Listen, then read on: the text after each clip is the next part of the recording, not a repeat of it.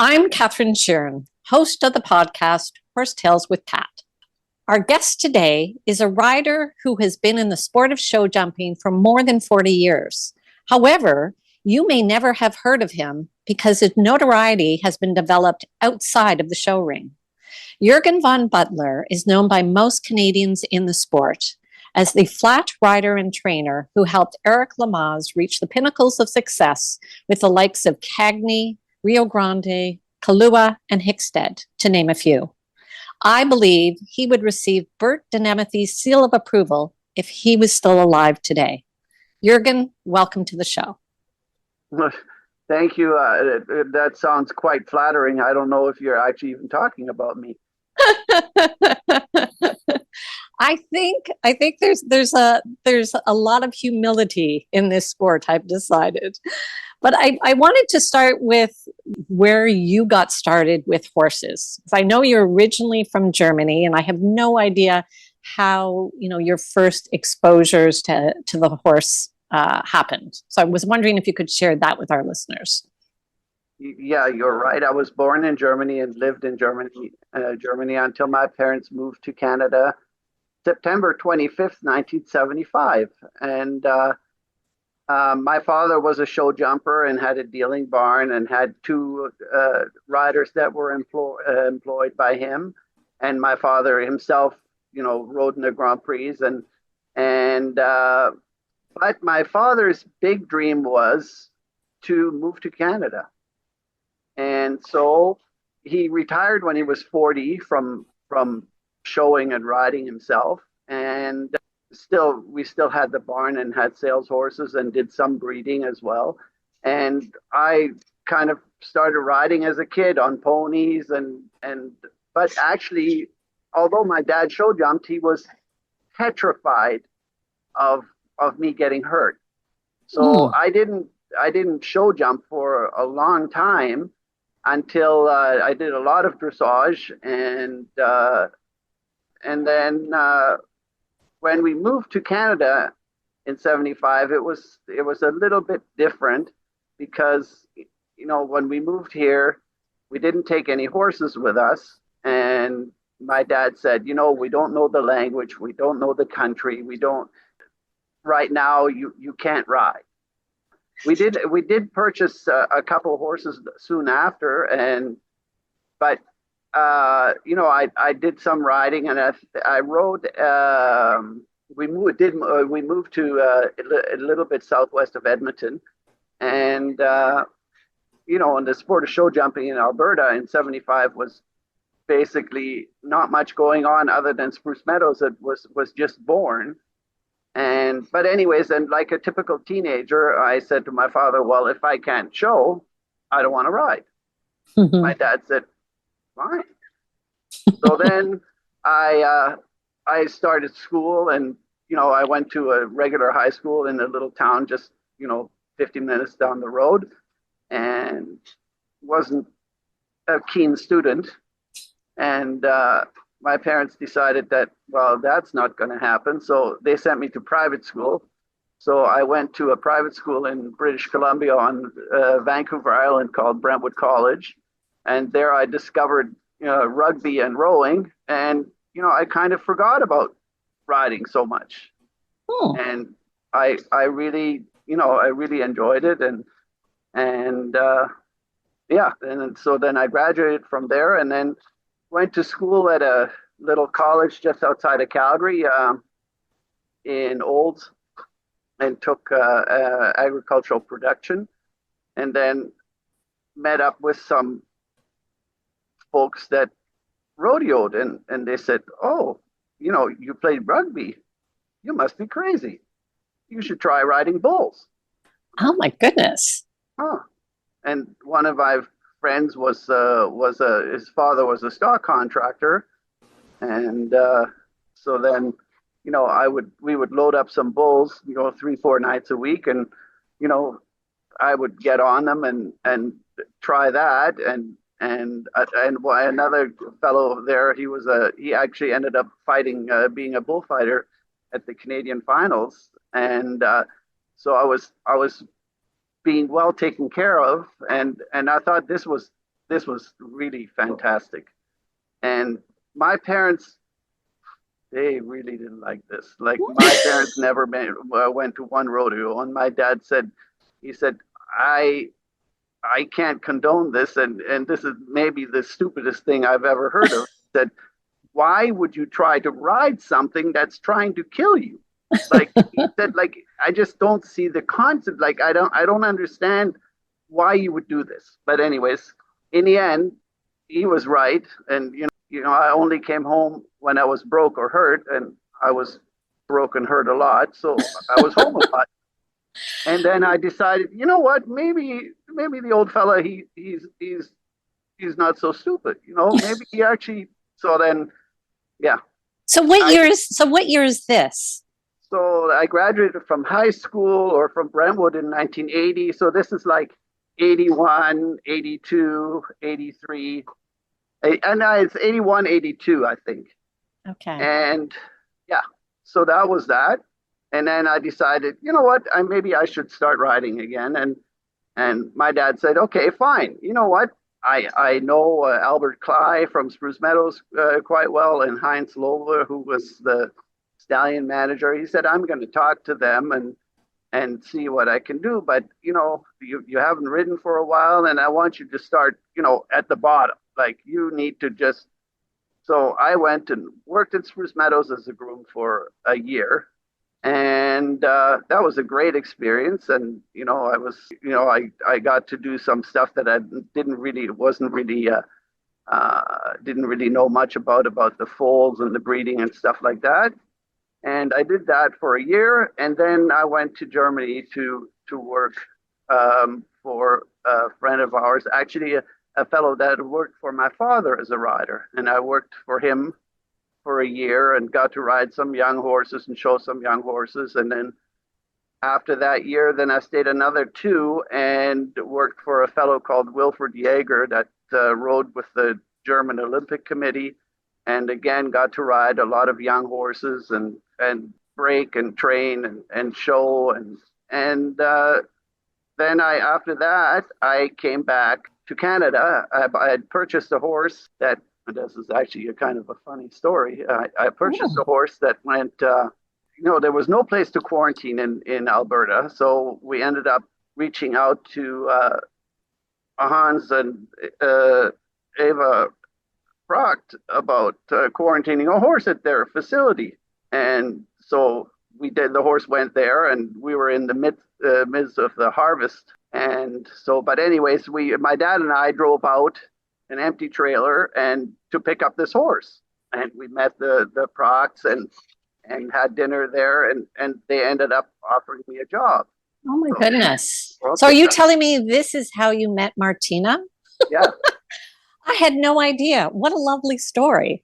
So anyway, they ended up offering me a job, and my dad said, listen, buddy, don't think that I'm just going to leave you here and you can just go gallivanting off to Ontario and play horse. He said, we got harvest going on at home, and you're going to come home, you're going to finish the harvest, your horses stay there, they can ride it or lunge it or whatever, and you can, after the harvest is done, you can go. So that's what happened. And I saw, we had dinner at the Procts one night, and I met Martina, and I told my dad on the way home back to Alberta, I said, that's the girl I'm going to marry. Oh, I love it. And he said, yeah, right. Like, you're insane. And well, the end result, I was right. And I of course, she found me irresistible after the first meeting.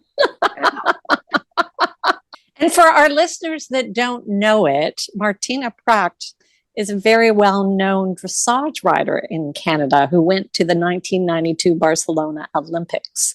So won silver, gold and silver at the Pan American Games in 87, and won Young Riders. And I mean, unfortunately, she never chose this as a profession because she is really, really good. Mm-hmm. But she never wanted to do this for a living. Mm-hmm.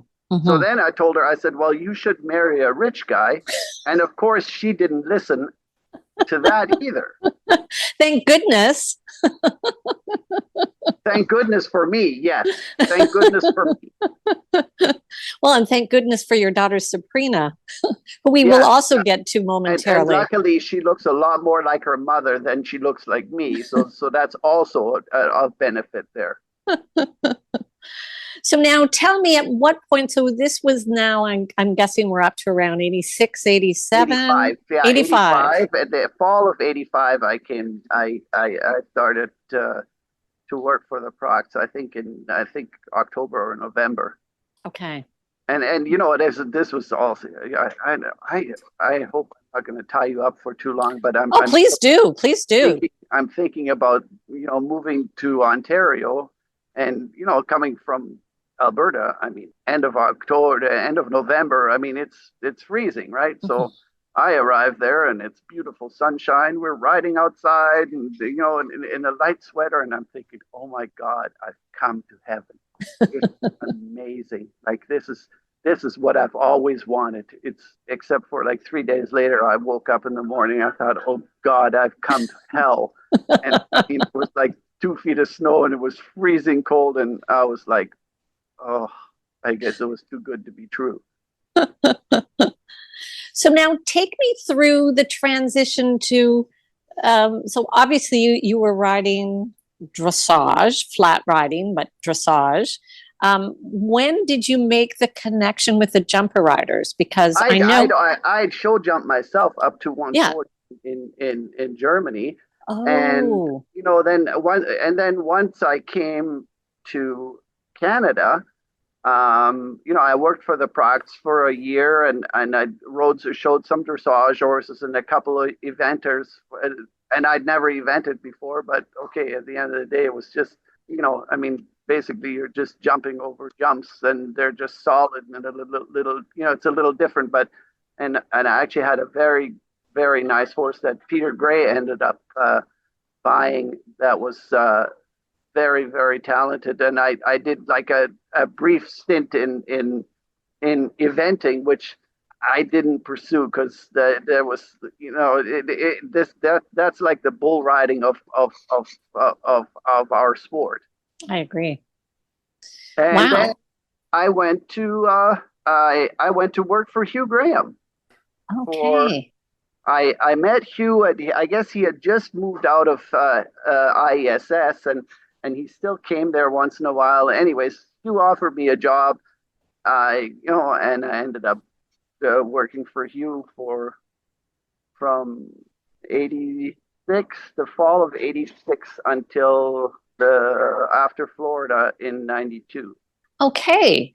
But let's back up because as I recall, if I read the articles correctly, you actually went to the Barcelona Olympics, not just because Martina was there, but my understanding was you were flatting all the jumping horses, and that was the team. Yeah, so 92 after I left Hugh, I kind of laid low for a little bit, and then actually it was I mean, I have led a strange life. So anyway, so after 92, after I worked for Hugh, and I always enjoyed driving truck and blah blah blah. So then I thought, you know what, I'm just going to take a break a little bit. And there was a shipper that everybody used. Her name was Emily Brown. She had 2 tractor trailers, and I thought, you know what, maybe I really like driving truck. Maybe I'll do that a little bit, and I'll help Emily out until I kind of figure out what I want to do. And so we went to. She was shipping horses to Spruce Meadows, and so she had 2 tractor trailers. So we loaded up the trucks and drove to Spruce Meadows, unloaded, cleaned out the trucks, went to the bar, had a few drinks, went to sleep, drove home the next morning, loaded up the trucks again, and drove back out to Calgary. And after I had finished those 2 trips, I thought, truck driving is not for me. Like, I can't drink that much, and I don't want to drive that much. Like every once in a while when you're, if you're taking your own horses to show, that was fun. Yes. And when those guys that drive haul horses for a living, good on you. Those are some good people that do that, and that takes a special breed, I think. Mm-hmm. So then how did you land? You were riding, because as I was looking it up and I saw the 92 Barcelona Olympics, it was Ian Miller, Jay Hayes, Beth Underhill, and Jennifer Foster. Jennifer Foster and Harold Chopping. And Harold Chopping. Okay. Yeah. All and, right. Okay. You know how that goes. So now you have 5 riders, 5 international riders. And because of Barcelona, they had, because of Spain, the African horse sickness was really prevalent. And Canada had imposed like a 70-day quarantine. Oh, wow. So now the horses had to quarantine after they were done in Barcelona, and they had to do 35 days in Europe and 35 days in Canada in quarantine. And so now you just imagine 5 international riders having to agree on one person that they want to ride their horse. And you were the one. Well, yeah, I don't know. I don't know. I think they just out of desperation, probably. But yeah. So, anyways, that's how it happened. And so, who was your connection? Like, which one picked you first, or do you remember? You know what? I have no idea how that whole thing happened. How I got suggested. I don't know. I mean, I'd ridden all of Q's horses. Everybody knew me and so I don't know. I don't know how that happened. But anyways, I was I was the golden goose for that, and ended up, yeah, huge responsibility, I have to say. And yeah, it was, I mean, to ride, I had to ride Zoo Carlos and Big Ben and Jennifer Foster's Big Giant, Monopoly, and Harold's horse Aerobic, that actually ended up colicking and getting quite sick. And I think actually even prior to me arriving. Wow, how much fun is that? Yeah, fun and stressful, I have to say, because I mean, at that time, Big Ben was the Hickset of that time. Like that was a horse that everybody knew, and I met with all the riders, and yeah, Ian was some of the meetings were quite lengthy, and I had got instructions and everything, and Ian's and my interaction was actually very brief. And so anyway, so I meet with Ian, and it's just face to face, and Ian just says, hey, blah blah blah, and he says, let me tell you one thing. Nobody other than me has sat on this horse for more than 2 days in a row. So when I get to Europe and I put my leg on and he doesn't go, I'm going to wring your neck. And I was like, oh God. And I mean, Ian is like a god. So I was like, oh God. But Ian arrived in Europe, he put his leg on and he off with him. So it was perfect. Perfect. I love it. So now I'm thinking, just to unpack a little bit what you've shared with us. Everything I've read about you in the articles that are out there, I've talked about your tremendous work ethic and your attention to detail. So that's why I think it's interesting. You pointed out how stressful it was being the sole rider of all these horses that, were international and renowned. But I would also think your attention to detail and your work ethic would have stood you in good stead for this particular position. But where did that all come from? Like your discipline and your work ethic? Is that simply a product of, being your father's son, or would you say it was something inherent in you? I was wondering. I think it was from my upbringing. I think I'm detail oriented to a fault. And thank God I met Martina, and I'm detail oriented in everything that goes into the barn, and as far as horses, that's what I think. I'm a terrible bookkeeper. I'm an absolute nightmare.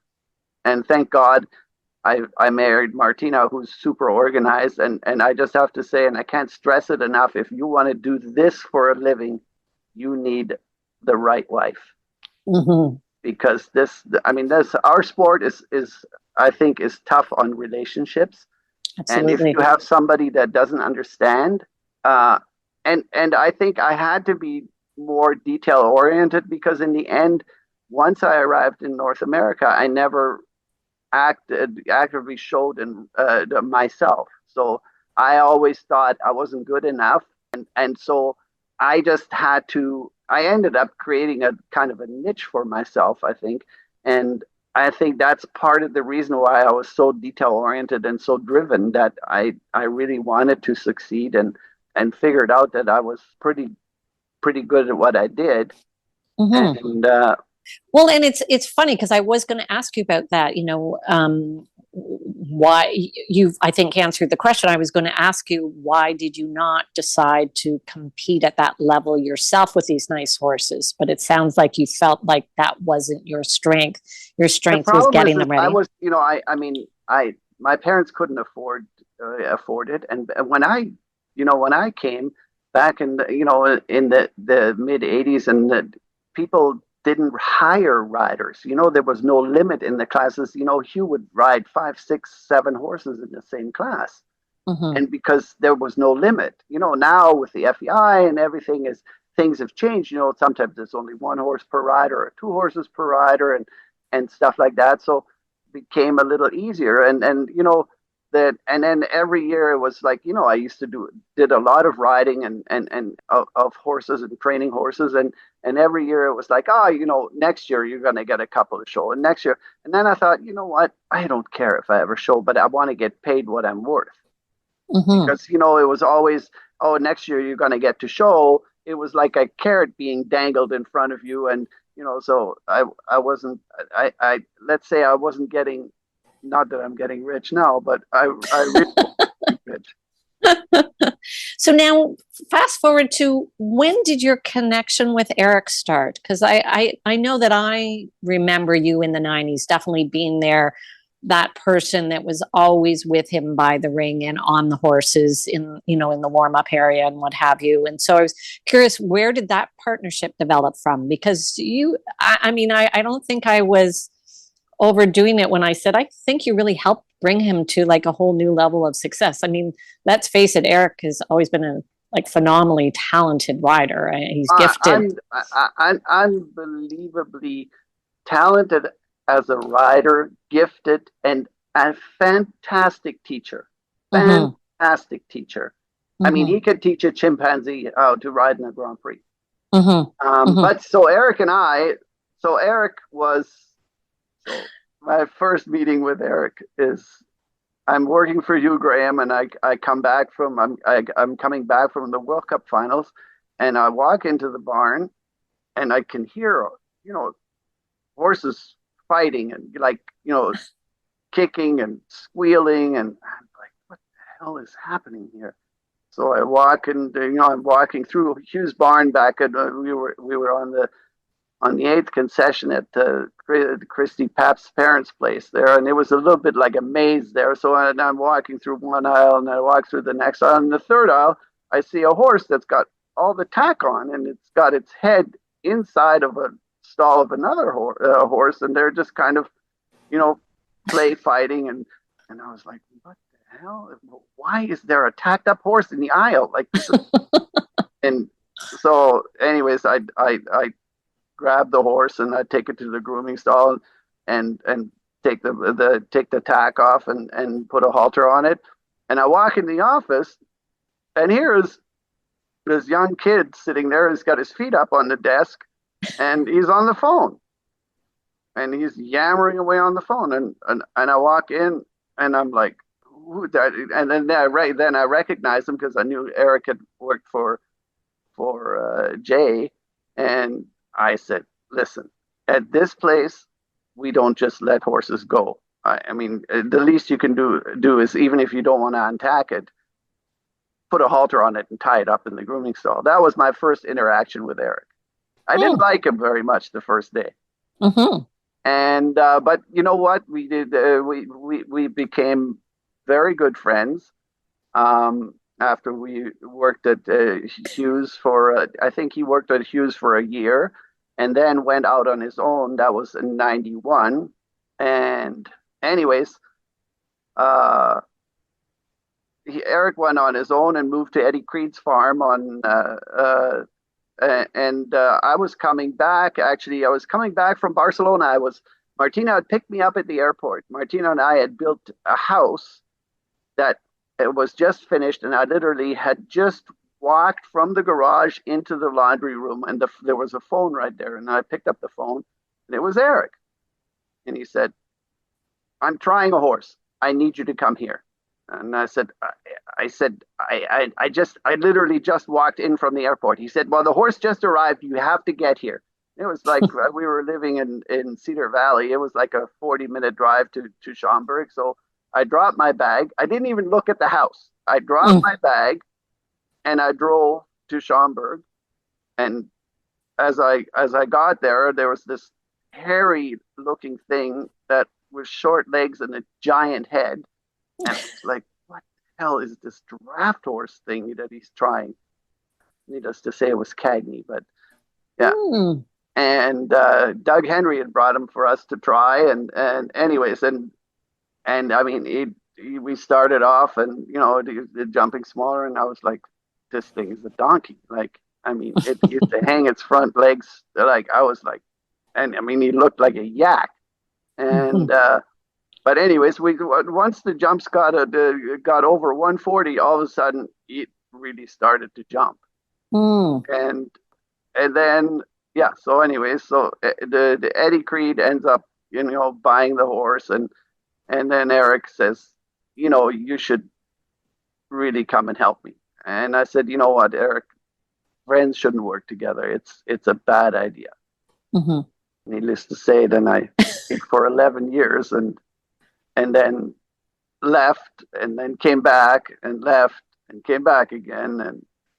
And what would you say your day-to-day interaction was like? I'm just I'm curious because I interviewed Aaron Ballard recently, and other than you doing what you did for Eric, I'd really never heard of anybody else kind of having somebody do all the flat work. And from what I understand with Aaron, Elan does most of the flat work for her.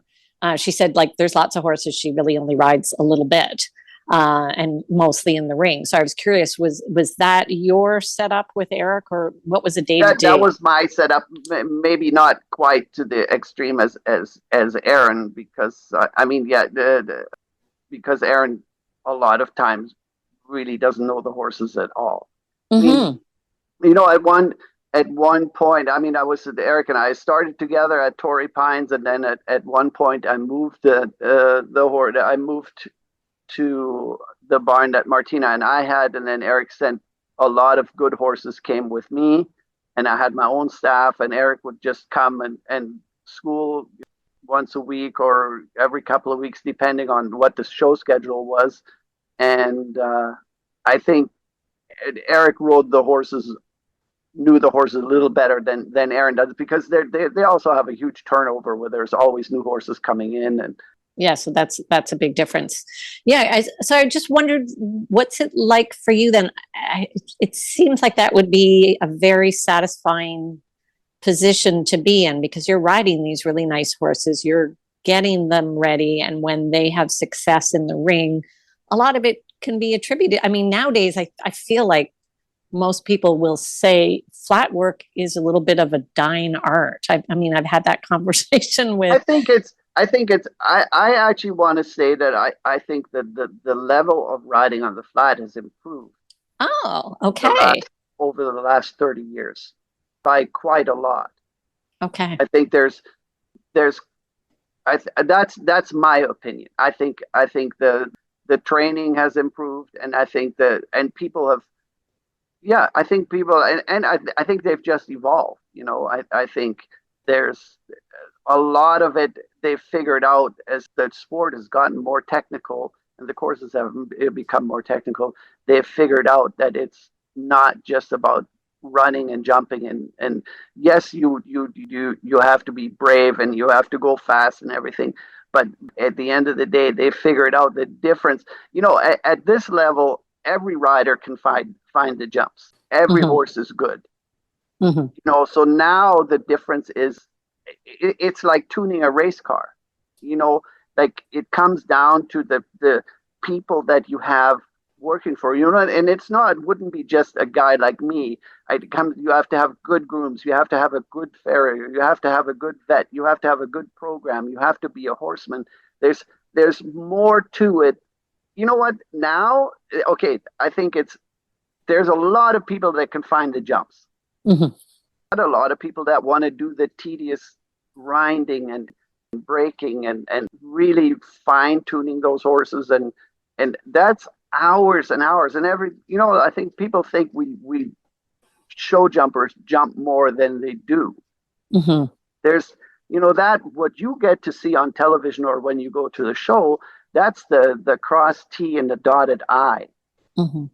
But there's a lot of work that goes into it, and not just riding them on the flat or doing gymnastics. I think the support personnel they can make or break you. Mm-hmm. Mm-hmm. Yeah, I think that's interesting you say that, because I was reading, there was a lovely article written about you by John Pundick, who I believe worked for you years ago. I mean, he literally, to quote him, he said that you are the greatest horseman alive.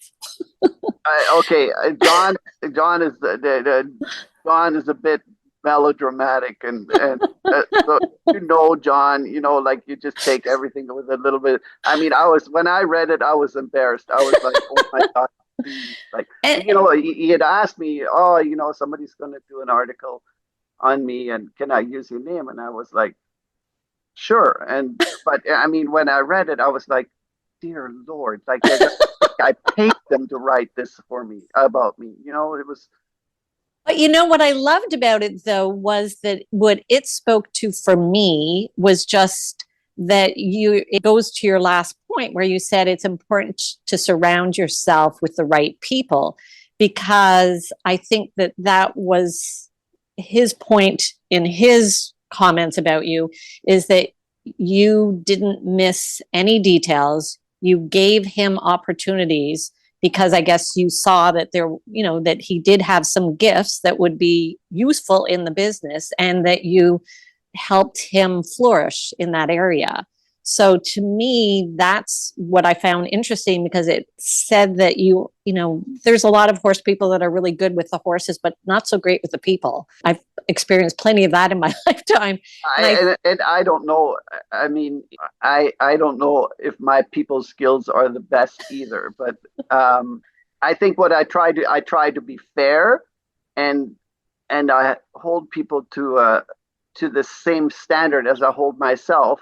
And there's some that will put up with it and some that won't. John was one that he was when he arrived with me, he was feral. Mm-hmm.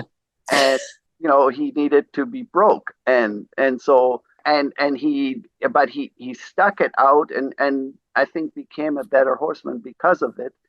And it sounds like you broke him without breaking his spirit, and I think that's a skill. To me, that is a skill. Well, because he wanted to learn, and he wanted to learn, and he had gotten away with being feral for too long, but he wanted to be in the top of the sport. And I said, if this is what you want, you're going to have to conform to what I need. You can't just be running around rogue.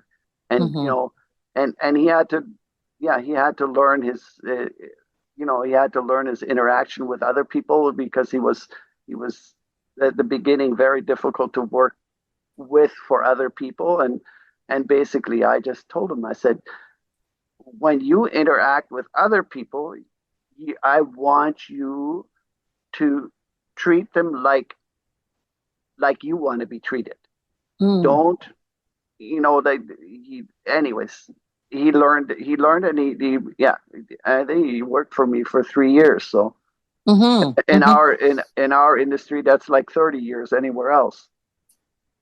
So I wanted to circle back to your family, because you mentioned that, how fortunate you are to be married to Martina, because the sport is hard on relationships. And it's interesting because I had this conversation with Mac Cohn and Brenly Cohn last week. Again, just as in your case, Brenly really understood what Mac wanted to do and has always been supportive with him along the way. And I feel like that's why, again, like your relationship, it's survived all the tests of the horse world, and it seems to be thriving. So I just wondered, how early on did Martina get what it was that you wanted to do? I think she got it very early, that I was very driven, and I wanted to be, helping people at the top of the sport. And I think she made a lot of sacrifices. I went to, after I went to left Eric after the first 11 years in a row, I went to work in Upperville, Virginia for Allison Firestone, and Martina moved with me, and I think in the first year I was home. I saw my house in Upperville for like 36 hours. Wow. And the rest of the time I was in some horse show somewhere in the world. And Martina was there with Sabrina when she was like, I think 2 or 3 years old, and, knew no one. Wow. And it was tough for her, it was tough. And, yeah, but she stuck it out. But, in the end, she learned, because then I had a few jobs in America, and she never moved with me because she was like, what's the use of me moving? You're never home. And it's hard to, when you have her mom was, she's very close to AV, and so she stayed home, and I would fly home here or there, and stuff like that. But I mean, she and probably that's why she's still married to me, because half the time, for we're I think we have our anniversary, actually, I think maybe tomorrow. But I think she's only seen me 12 of the 24 years, so that's probably why she's still married. Quite possible. And so I also wanted to touch on Sabrina, because I know that she was the Jump Canada medal winner in 2019. And it was interesting because I know that she trained with Aaron Ballard, but obviously you and Martina would have also been helping her, I have no doubt, along. Sabrina, one of the things that I learned in this industry, and I'd have to credit Hugh Graham for it. He told me, this is quite a long time ago. He said, "Let me give you one piece of advice: never train your wife or your children." So from day one, Aaron Ballard has helped Sabrina. And there's a great story. I remember we were in Florida, and Sabrina had a miniature pony, and there was a big puddle in the ring, and Sabrina was, trying to get this pony to trot through the puddle. And I said, Sabrina, I said, why don't you ride a straight line past the puddle, just close to the puddle, but just ride a straight line from there. No. Yeah, I mean, she is like slashing away on this pony, trying to get it through the water there. And Aaron wasn't there for the lesson yet. So then Aaron shows up 2 minutes later, and as she's walking up to the ring, she goes, "Sabrina, can you ride a straight line past that puddle?" And this damn kid straight line right past the puddle. And I said, "There you go, Huey. Thank you." I learned my lesson, and then so it just validated it for me and I've passed that advice on. Also wanted to touch on when you said ride a straight line, because I also read an article that was written, I think, with your help, and you talked about the importance of riding a horse straight. Maybe you could just expand on that little bit there. I mean, basically, the straightness is at the end of the day, it's like a fundamental thing that needs to be there, because if the power of the horse is not going straight through the horse, you're going to lose power or scope at a jump.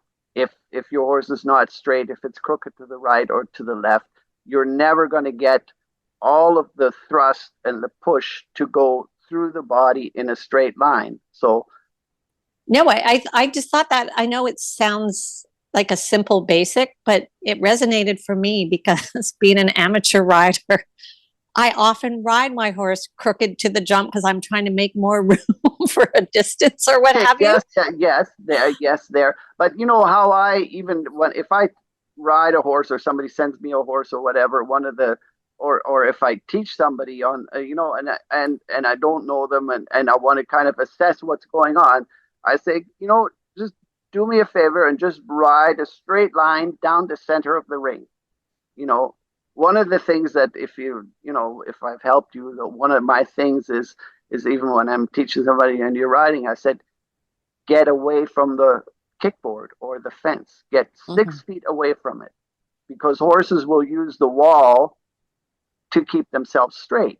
So how you assess somebody or what's going on with the horse, or I have them ride down the center line and just ride a straight line and just watch. Not many can do it. No, I would say myself would probably be included. And when I said that I use it to give myself an extra bit of room, I will often have that rail, and it makes perfect sense because he's not being able to use his power to the right degree. It's not because, he's weak in the hind end. It's because I've ridden him crooked. So I think that's a good takeaway. So then I also wanted to ask you about, so having a daughter coming up through the ranks, what's your advice for her day to day? Like, is her dream, does she want to be, a professional show jumper trainer? Like what's her dream, and how do you support that? Yes. I mean, from, Sabrina went from the day she was born, that kid never picked up a doll ever. All she ever played was horses, drew horses, painted horses, did, horses, and and we've tried our best to support it. We can. She had we leased a small pony for her that she was quite successful with, and and then some equitation horses, and Aaron gave her, say, here or there, some opportunity to ride an equitation horse or a jumper, and we've done the best we can, and she's very, very dedicated. She's a very, very hard worker. Luckily she's not here because I don't like to talk that positive about her because I don't want to make her think that she's better than she is, or want her head to get big. But she's fantastic. She's unbelievable in the barn, and I think that's just because she's a product of me. I mean, I don't have to tell her. She knows what I think. She's small, but she's mighty. Like I think she's a good rider. I mean, did I want this for her? No. I think it's a tough way for a girl to make a living. Martina and I paid into this fund from, I think it's Ontario or Canada, from the day she was born. So, we could send her to university, but yeah. The Registered Education Savings Plan. Yes. Yes. So I thought it was a great program, but my child would rather go to the University of Hard Knocks, and so she's been disappointed plenty, but I think it builds character, and nothing good comes easy. No, it's so true. But she rides well. She has a feel. She loves horses, and she's an animal in the barn. Like she's really, and then she works for me now, it's actually really fun. Yeah, I bet. I mean, she's sharing your passion, so I think that would be lovely. Much to Sabrina's Martina's chagrin. Sabrina and I are very similar, and our sense of humor is kind of so Martina just shakes her head and goes, "These two are just idiots." And then, so what's your current situation? I know that my understanding was you have, is it the Bonney family from Virginia? Yeah, Virginia Bonnie has been with me now for 3.5 years. She she's out of from Upperville, Virginia, and the very good rider.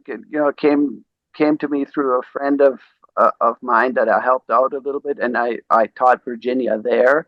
And anyways, she Virginia wanted a change of scenery, and ended up coming to ride with me. I wasn't sure what was going to happen, and people said, oh, she's going to be there for a bit until, anyways, 3.5 years later, she's still here, and she's very, very talented, super nice family,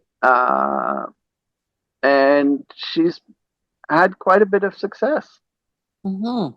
Well, I think, if I'm not mistaken, was she not in Ottawa recently with a few horses and did very well? Was that her? Yeah, she was in Ottawa. She had a fantastic. Actually had a fantastic summer. She actually, I didn't know it. She won the National Grand Prix in Angelstone in August on one horse. Actually, she was first and second, and then the following week she won the 2 star in Angelstone. And I think there was 51 in the class, and Kent Farrington, Rodrigo was in the jump off, and I mean, she Mm-hmm. was deadly in the jump off. Mm-hmm. She's a very, very good rider. She came very well educated from Kim Prince, and prior to that, she rode with Meredith Herman. She's originally from California, Okay. and the family, from what I understand, moved to Upperville about, I want to say, like 12 or 15 years ago. And when they approached me, I said, okay, if you would like me to help, you're going to have to move to Canada with Yeah. the horses. And they did. And yeah, and I thought, when I told them that, I thought, okay, right there, we're going to see whether They're serious. they're serious about coming to ride with me. And when I spoke to Virginia's dad, Shelby, yeah, I said, you're going to have to, move the horses to me. And he said, okay, they'll be there May 1st. And May 1st, they were there. Wow. Yeah. And And very nice horses. Like I say, I can't say enough about the family. They're very, very nice and very supportive of Virginia. Virginia goes to school at the University of Virginia, and very good student, a 4.0 average. And she doesn't take basket weaving. She takes serious stuff. yeah, like she's computer coding, like stuff that I don't. It's way above my pay grade. But she's very humble, very nice, and very talented. Fearless, and has ice water running through her veins, because a lot of time I will see her. She won't come for a month, and won't have sat on a horse, and she'll just meet us at the horse show. Wow. And so it's a little bit okay. When I heard how this was going to happen and everything, and I thought, you know what? It's nothing that I haven't lived through before. I mean, my whole life with Eric was like that. Mm-hmm. So I thought, you know what? I didn't feel, let's say I didn't feel underqualified to take her on. Right. And okay, you're always a little bit worried, and or at least I am, because I'm not naturally the most confident person and in myself. Right. I always err on the side of saying that I don't know if that's possible. Right. But anyways, I took her on, and her first horse show she went to, the first jump she fell off, the fucking vest explodes, and I was like, oh God, here we go. And I think she won 3 classes that week, and yeah, it was just. But I was like, when it was happening, I was like, you couldn't make this shit up. Well, I think it's funny that you said you did the bull riding, because years ago I volunteered with a cable station and I interviewed bull riders. And what did surprise me about them was how smart they actually had to be. on a certain level, because your brain has to be moving very fast to be able to anticipate where the bull goes. So I think it's interesting that you said that you did that and yet said that you weren't really that confident in yourself, because I thought you would have to be really confident to get on the back of I one of wasn't, those. you know what, I was I mean, I was confident, or I'm confident is that, there's not too many that have chucked me off. Mm-hmm. But, like and not taking it, the bull riding is, I mean, those guys are amazing athletes. They're tough and reflexes and everything. But I think our sport is just a little bit more technical. Absolutely. Absolutely. I wasn't for a moment thinking that But it I was. mean, not to take anything away from them. I mean, those guys are unbelievable athletes. Mm-hmm, mm-hmm. No, I was actually shockingly surprised when as I said, when I interviewed them and learned a couple of the things, that they did day to day. And super nice people, like, athletes, but not like No down to ego. earth. Yeah. Yeah. No, and so in your current situation, then, is Virginia your only client? Yeah, Virginia is my Wow. only client. And okay, as and I have a 6-year-old with Sabrina that she shows that we own. Mm-hmm. And so I have 5 horses, which is, people say, oh, that's not very much, but That's a I lot. like the way I do things.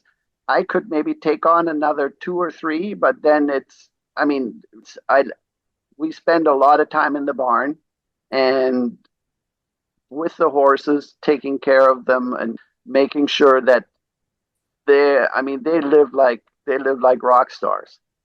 We're stabled at our home base is at Nicky Walker's in Aurora, which is it's a fantastic facility, and it's a great place to train and work out of. And I was going to say, I imagine with 5 or 6, that's the perfect number to know them intimately. Exactly, and that's you're. what I don't want to. That's the one thing is I don't want to have a factory. Mhm. Like I want to be able to, if I need to ride it for an hour and a half, I have the option. I can and I will. Mhm. Or and I want to make sure that the horses get out of the stalls to go and eat grass, or if they can go in the paddock, go in the paddock, and go on in the spa, and that, like, that's, I think horses need to, okay, they need to, you need to ride them properly and train them properly, but they also need to be, they need to do stuff. They can't just sit in the stall. They need to go outside. They need to eat grass. If they can go in the paddock, unfortunately, most of the ones that of Virginia's, they all do an impression of Seabiscuit when you try to turn them out, and so we spent a lot of time hand grazing them because I was like, okay, you idiots, you're not going to break your leg on my watch. No, no, absolutely not.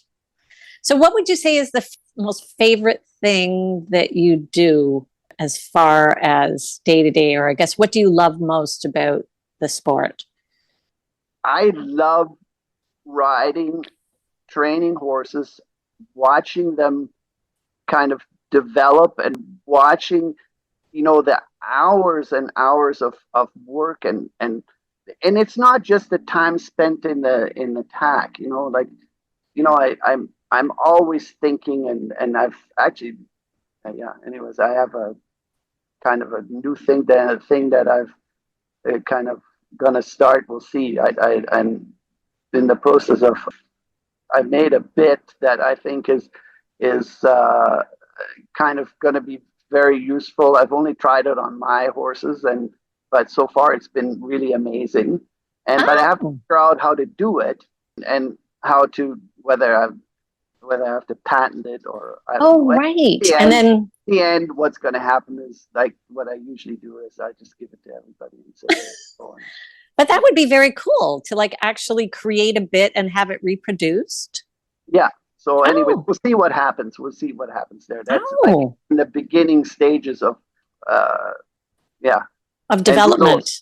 development. Maybe it only works on the 5 horses I have here, and So, you know, I Oh, have a lot of times you know, I have people say, oh, you know, you know, because I have a pretty big selection of bits, and you know, people will come and say, hey, can you lend me a bit, or can I borrow that bit? And I'm like, yeah, sure. But, you know, sometimes you also need the German that comes attached to the bit. It's not just the bit is not a magic silver bullet where you no. just give it to somebody and then I mean, on sometimes it does work. And I always call it, you know, when somebody calls me, you know, from California or something, they say, you know, this is what my horse does now. It's like, oh my God, I can't believe I'm doing remote training from, you know, 4,000 miles away. And I'm like, I've never even seen the horse. Yes. Well, that's your gift, I guess. But promise me that if you do develop that bit and want to bring it to market, that you'll let me interview you again. Okay, sure. I want to share that story. So yeah, just before we leave, I mean, I guess you may have answered the question I was going to ask was what's next on the horizon? And it does sound like a bit might be in the development, A but bit beyond that, might be on the horizon, and you know, I'm look what's next. Short term is you know the Royal Winter Fair, then Florida, and you know Virginia's new horse that looks very promising. Sabrina's 6-year-old that looks I'm really crazy about, and yeah. So hopefully we're just gonna keep steadily plugging away and doing our thing, and hopefully the success doesn't pass us by. Hopefully it'll stop by here or there and let us.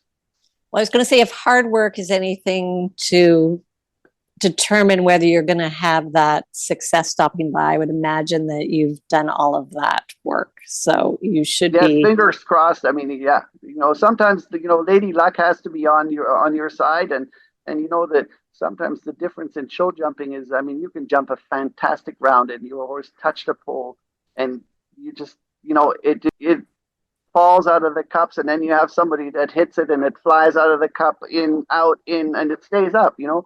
But Mm-hmm. I believe I think the gods of show jumping, they have they have there's a they keep tabs, you know. Everybody gets their pole they get to hit that stays in the cup, and everybody breathes on the jump and it falls backwards. You know, it just, and it in the at the end of the year, when you look at it at the end of the year, or 2 years or 3 years, it all evens out.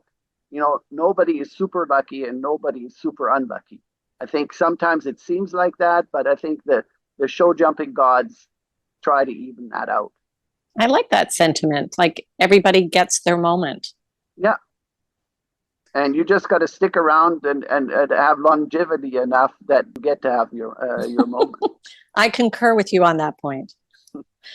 Well, listen, Juergen, I want to thank you so much for taking time out to meet with me and being so frank and candid about, you know, what you've done to this point. And I certainly wish you and Sabrina and Martina all the success in the world. And sorry, and of course, Virginia as well. Sorry about that, Virginia. No, absolutely. I wish all of you continued success. And I look forward to meeting with you again in the future. Okay, super. Thank you so much. You're very welcome. If you'd like to learn more about our upcoming guests or the podcast, please feel free to follow me on Facebook and Instagram at Horsetails with Kat.